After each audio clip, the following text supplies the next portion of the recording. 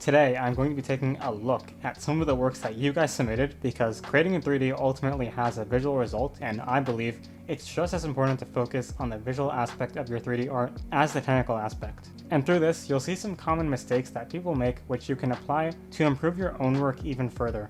The goal isn't to make them masterpieces, but to start pushing them in the right direction very quickly. However, before we start a video like this, I would feel irresponsible if I didn't let you know my principle for improving any piece of art, which is that you need to be taking inspiration, because that's how you actually learn more information and constantly basically expand your mind and improve quickly. So for those of you who want to kind of follow along at all and try and improve the look of whatever you're making, having good inspiration is always going to be one of the most key things. That could be if you're improving the face of your character, you should have face pictures that inspire you or whatever else, and have them easily accessible to you, and same goes for if you're making an environment or whatever. But anyways, with that important note out of the way, let's get started. Alright guys, so to start off with, we'll be doing this character here. So to start things off, it just looks like it kind of lacks a lot of detail, and a lot of areas are very muddy. For example, you can see this area here has a lot of bumpiness and all sorts of stuff that shouldn't be there.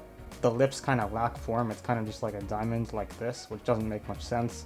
The bottom of the nose is like really detailed, whereas the rest of the face isn't, which kind of looks weird. The eyes lack any proper definition. So to start things off, what I did was just try to define things a little bit better so you could see the difference that makes. I added in some more thickness for the eyelash area, because generally on the side it should be thicker. Not only that, but for the lips, generally you want them to be a little darker on the top and brighter on the bottom. So I added that in, as well as pushed in for the corners of the mouth, which is a very important feature of the face, as you can see. And generally for characters like this, you want the nose to be a little bit smaller and less masculine like that. So you can see I kind of just shrunk it a little bit. And also the neck for characters like this, it shouldn't be straight like this. It should be kind of curved like this, where it kind of goes like that. Next, for characters like this, the proportions are supposed to be such that the eyes are a little bigger, and the nose and lips should kind of be a little bit smaller in comparison. So you can see I kind of just made the eyes bigger in this step, as well as the eyebrows, to start adjusting proportions. And you'll notice I also smoothed out the area here that you had kind of like messed up on the side of the face, and I blurred it a lot, which is very important. You shouldn't have random patches in your face that have just like this bumpiness. It's very unrealistic, so we want to avoid that. Next, the eye area was lacking some red definition, so I added in this area. Generally there's a bit of darkness if you look at any face, so I added that in, as well as at the bottom of the eye, and this area is generally a little darker, and also usually a little red as well because of the makeup. Next up, for the hair. Generally for hair you do want it to have some smaller strands kind of going off of it, so you can see the difference there. Nothing too much to explain, but just a little bit of extra strands can go a long way. Now next, I did some proportion refinement, so you can see the side of the face should kind of be like this, or the contour I mean, sorry. It shouldn't be like this. It should be kind of more like this. Not exactly, but you get the point I'm trying to make. A little bit more realistic, so you can see here, I added that in. I also generally like to have it be darker and redder on the sides of the face, so you can see here around that area where it meets the hair. I also defined the eye area a little bit better. You can see I gave it a highlight and just added in some other definition, made it bigger as well, because once again for characters like this you do want the eyes to be a little larger. After that, I did some more proportion adjustments to the face in terms of the contours, so you can see now I kind of pushed the bottom in a little bit more, or up. Generally, you don't want the face to be super long like this. This is what you do for kind of like a male character. For a female character like this, you want the proportions to be more sort of clamped. From the eyebrows to the chin, it should be more crushed overall than if you're working with like a male character, right? Next up, it's kind of more of what we were doing before, but just more refinements to the facial features.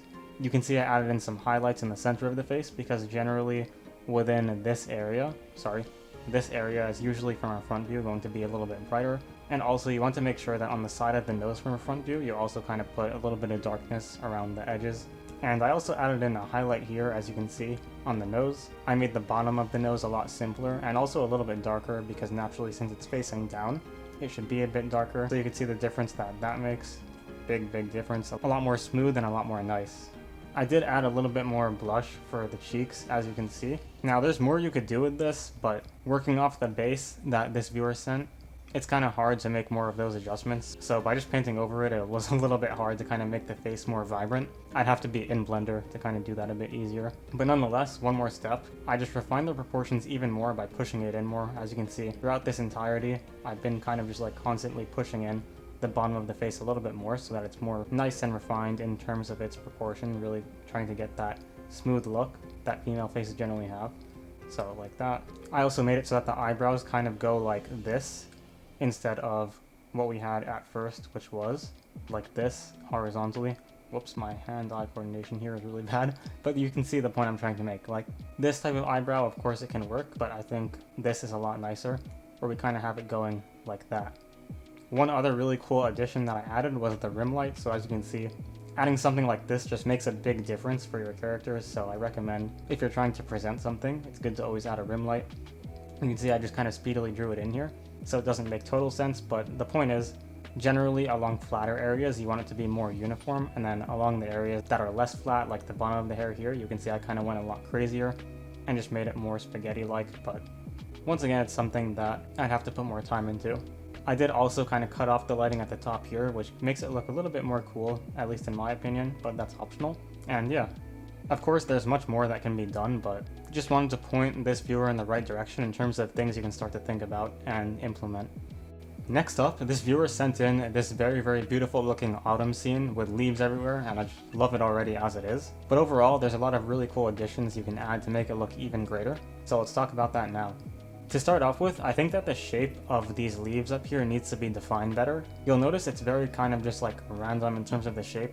So if I was in Blender, what I'd do is I'd kind of define the shape of them better so that they're more apparent looking.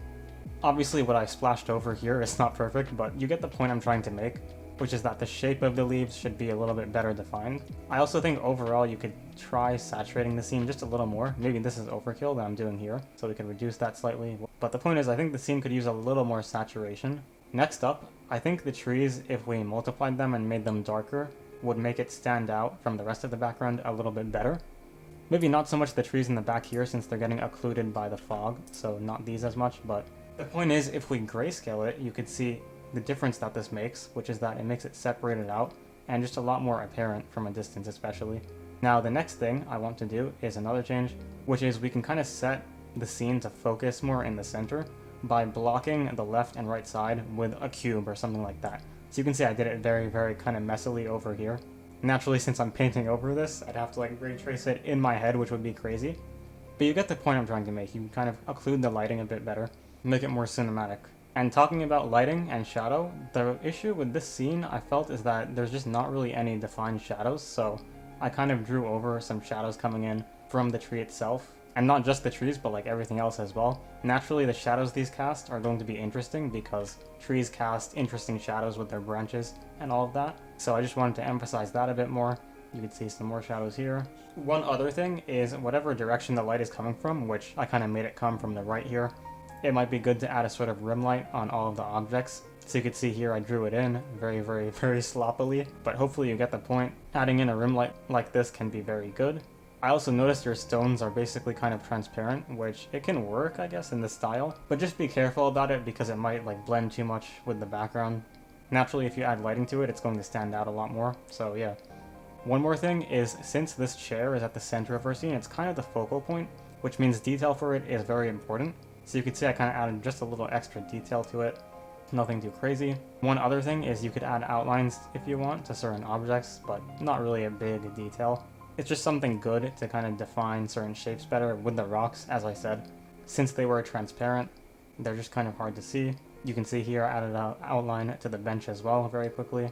Now, for your leaves, you should also try and light them. Now, obviously me drawing over here, it can be a bit difficult, but I just kind of indicated you can see what I kind of mean is that there should be shadows in some areas of the leaves, which will make it look a little nicer. But that's something to test. One other thing I did here was I added in a shadow color for the rocks themselves, so you can see defining the rocks with a shadow just makes them pop out a bit more, and I think it's a bit nicer. And one more really cool change is you can add a tree up close. I know it's very low in detail, but the idea is what I'm trying to get across here. You can see adding in this foreground kind of makes it more interesting, at least in my opinion. And as I said, of course, this needs a lot more detail. I kind of just, like, in a few strokes drew this, but hopefully you get the point. At a distance you can see it makes quite a big difference, so that's something I'd add definitely. And one more thing is you can even add God rays, so you can see they're very subtle, but if you add in some God rays, I think that would be really cool as well, coming in from the right. So yeah, have fun with that. You can see this is after, and that's before. It makes a big difference kind of doing these lighting changes. Alright, so now for this one, I love it as it is already. I mean, it's pretty amazing, but of course there is more that we can do, or at least test. So first thing I'd say is, for the folds on this character, I think it would help if you kind of added some bigger ones. It's hard for me to draw it here, but what I was kind of thinking was, I just think if you had some folds that were kind of like a little bit bigger maybe, that could help. Kind of like casting bigger shadows, or not casting bigger shadows, but having bigger shadows underneath them. Because right now, all of the folds that you have, they have very like subtle shadows, so I think once in a while, having something that's like big and kind of cast like a big sort of shadow like this will just kind of help the design a little bit, because it sort of breaks up the monotony of all those smaller folds that you have. So that's something optional. Next, I would say, adding a rim light on the side could be really good for a number of reasons. One, because it helps define the side a little bit better, and also especially for this hand, it's kind of hard to tell the form, but adding in a rim light will help that happen a lot easier.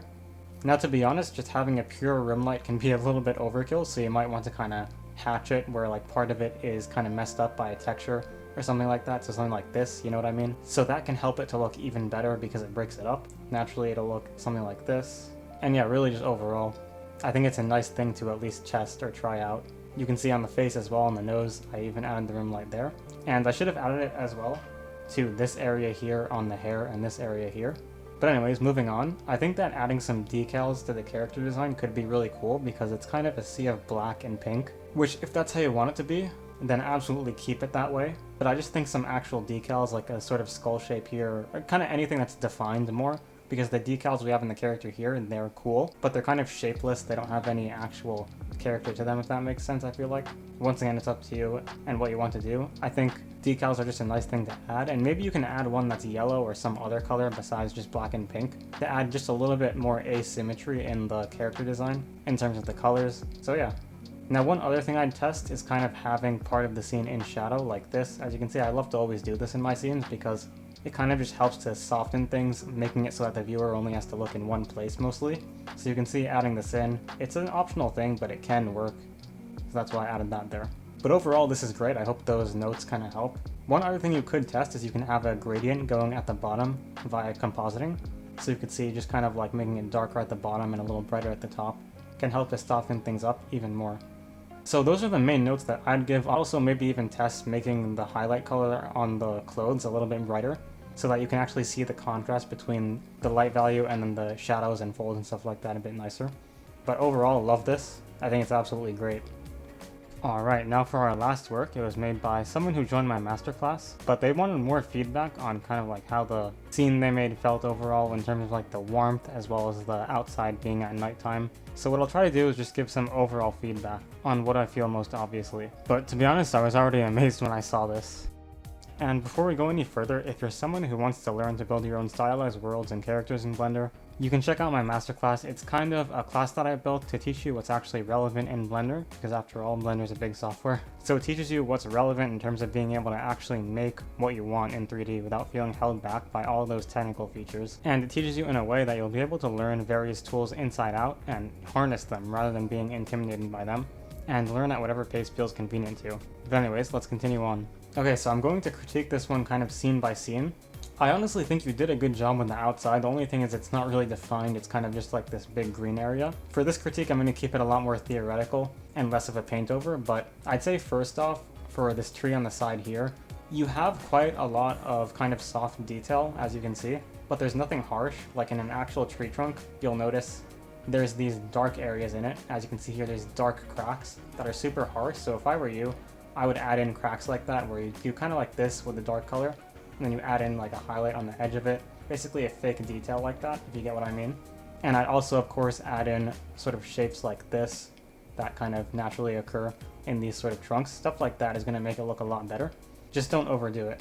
Next thing I'd say is, since this area here is the focal point, I personally would have put more effort into the design of things like the cauldron. The reason why is since it's the focal point, it should kind of get a lot of love in terms of detail. So for example here, what am I clicking? What am I doing? Okay. So, I mean, this is like a random image I found, but like the point is kind of having a more interesting design for the cauldron will be really cool. You can see here I found another image, like something like this. Just, it looks cooler than if we just have a sort of blank one like this, especially as the focal point. You know, if it's just an object on the side, then sure, you can make it really less detailed, but that's just kind of my 2 cents on that. Now for this next scene here, once again, pretty cool already. I'd just say the objects need more definition. Like for this glass, for example, here, I would say we kind of need like some sort of shadow at least. I'd add like a specular using white or something like that. I really think that would just go a long way. Also for these objects here, they don't really have much definition besides for just like a highlight color here, and that's it. I'd add in some scratches or, you know, dents or some highlights along the edges of the model. In my masterclass, of course, I talk about the relevant details that you should add to any sort of asset that you want to look good. So definitely look into that. Once again, here you can see, not bad, but just like we need some more definition on these objects here in terms of their silhouette, and then also in terms of like the detail. I think you should add like some dark lines for the book pages at least. I'd say for these bricks you have here, it's kind of weird, like there's sort of green leaking through it. And I would say if you're going to make a brick wall like this, I'd recommend kind of having some of it cracked a little like that. So just like cracks and stuff like that. Highlights eventually, and it's really bright, the brush that I'm using. But the point I'm trying to make is you can kind of have like highlights indicating that this is the above side of it, like that. And then what I'd also do is I usually like to kind of have certain areas be ripped. So what that means is you can add an area where it's like this, super dark, kind of like that, and then we have like a brighter color here, and it's kind of like ripped open almost for the bricks, if that makes sense. That's way too strong, but hopefully you get the point that I'm trying to make. Just like little details like that are gonna go a long way. And to be honest, my instinct is also telling me if you want to emphasize the center a lot in a scene like this, where the roof is kind of open, maybe having some sort of god rays would be a good idea. So something like this, kind of, you know, you have these dots already, these dot particles already in your scene, which are cool.